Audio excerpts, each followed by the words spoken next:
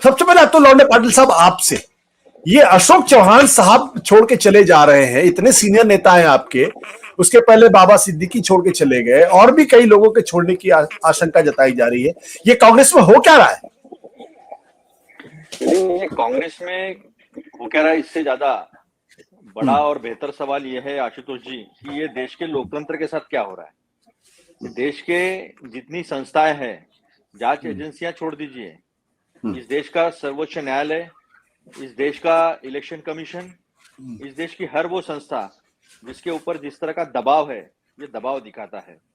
दूसरा, जो देश के प्रधानमंत्री सम्माननीय नरेंद्र मोदी जी कहते हैं 400 पार, लेकिन हर पार्टी से उन्हें नेता लेना पड़ रहा है, हर पार्टी से नेता लिया जा रहा है, और इसमें कुछ अपवाद अगर छोड़ दिए जाएं तो ऐसे नेता है जिनके ऊपर उन्होंने भ्रष्टाचार के संगीन और गंभीर आरोप किए।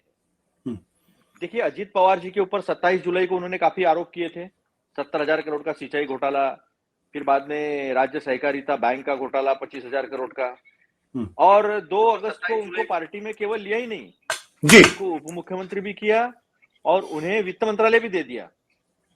फिर अभी पार्लियामेंट में जो भाषण दे रहे थे आखिरी, उसमें उन्होंने आदर्श घोटाले के संदर्भ में टिप्पणियां की, वो और संगीन टिप्पणियां की, और 2 दिन होने के पहले ही अजीत पवार जी को 5 दिन में और अशोक चौहान जी को 2 दिन में। तो मुझे ऐसा लगता है कि अशोक चौहान जी बहुत सम्मानित नेता थे पार्टी में, सारे निर्णय प्रक्रिया में वो साथ में थे। कल कोर कमेटी की मीटिंग थी जिसमें मैं भी शामिल था, उसमें वो थे हमारे साथ 3:30-4 बजे तक।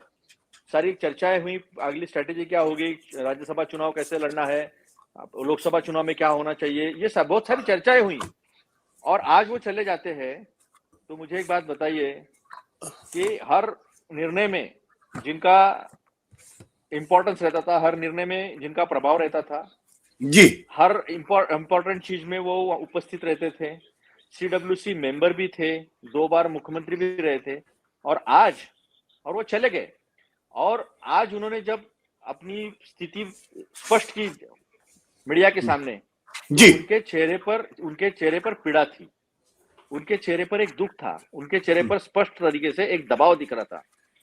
तो अशोक चौहान जी अपने मन से गए, अपने मर्जी से गए, ऐसा मुझे लगता नहीं, पॉलिटिकली भी नहीं लगता और टेक्निकली भी नहीं लगता। बट अतुल जी, यहाँ पे अतुल जी सवाल इस बात को लेकर ये है कि कांग्रेस पार्टी के जो नेता हैं उनके अंदर इतना नैतिक साहस क्यों नहीं है कि जो ईडी और तमाम एजेंसीज हैं उनका जो दबाव है उनको झेल जाएं? थोड़ा सा दबाव पड़ता है फिर छोड़ के पार्टी चले जाते हैं, या तो पार्टी को रख नहीं पा रही है या इन नेताओं ने वाकई में भ्रष्टाचार किए इसलिए ईडी के दबाव में आ जाते हैं। देखिए, उन्होंने क्या किया है क्या नहीं किया है इस बारे में मैं तो नहीं कह पाऊंगा कुछ, लेकिन एक बात तो तय है, जब आपको सारा सम्मान है, एमएलसी का चुनाव है, कैंडिडेट कौन होगा आप तय करते हैं, आपके रीजन में सारे राजनीतिक निर्णय आपके मंशा के तहत होते हैं, आप सीडब्ल्यूसी मेंबर होते हो, आपको सब अप्रोचेबल है, एक्सेसिबल है, आपको बिना पूछे कुछ होता नहीं है।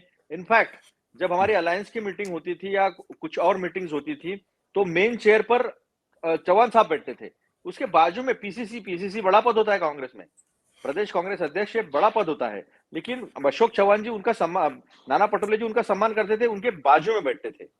और आज जाते वक्त उन्होंने ये नहीं कहा, किसी के ऊपर उन्होंने कोई एलिगेशन नहीं किए, जाते वक्त कहा कि ठीक है, मैंने आज तक काम किया है, कल तक ईमानदारी से काम किया है, अब मैं नया पर्याय खोजना चाहता हूं। तो मन में कहीं ना कहीं टिस होगी कि मुझे तकलीफ दी जा रही है, मुझे तकलीफ देकर लेकर जाया जा रहा है, क्योंकि इससे बड़ा बीजेपी उन्हें कुछ देगी नहीं। जो कांग्रेस ने दिया है और आने वाले दिनों में मिल भी जाता, उससे बड़ा तो बीजेपी दे नहीं सकती है। तो ये सारा जो है, ये एक गंभीर चुनौती है देश के लोकतंत्र के सामने।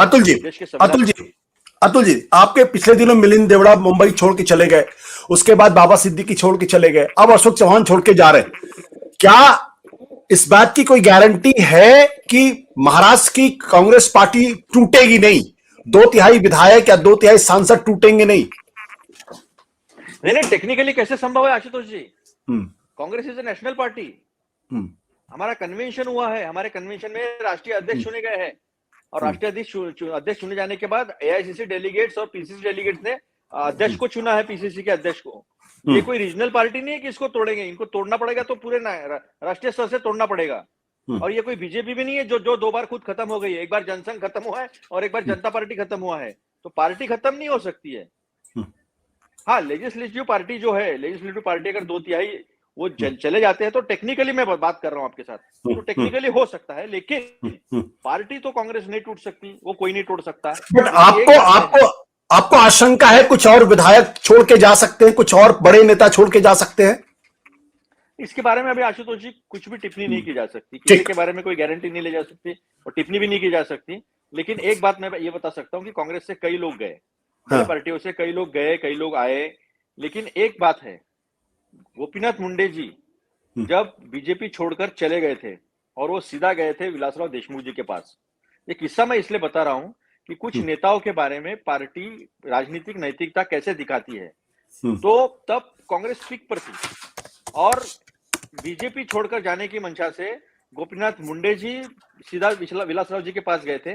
विलासराव जी ने उन्हें समझाया कि ये ठीक नहीं है, आप सिंबल हो पार्टी के, इस तरह से जाना ठीक नहीं, आपके हमारे संबंध है, लेकिन कांग्रेस में आने के लिए कोई दिक्कत नहीं है, लेकिन इस तरह से आना ये ठीक बात नहीं है, ये गलत बात है, आप वापस जाइए। तो वो सुषमा स्वराज जी के पास गए थे और सुषमा स्वराज जी ने फिर जो है उनका एडजस्टमेंट जो बीजेपी में कराया था। इसी प्रकार एक बार अजित दादा भी गए थे बीजेपी में, इसके पहले 2009 के पहले की बात बता रहा हूं मैं, ऐसी कहावत है, अभी ये ओपनली हुआ नहीं है, तब नितिन गडकरी जी ने उनको वापस भेजा था।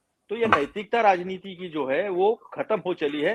बीजेपी अभी साम दाम दंड भेद के आगे निकल गई है। ठीक है अतुल जी, तो हमारे साथ या तो जेल में। सत्य हिंदी का ऐप डाउनलोड करें गूगल प्ले स्टोर पर।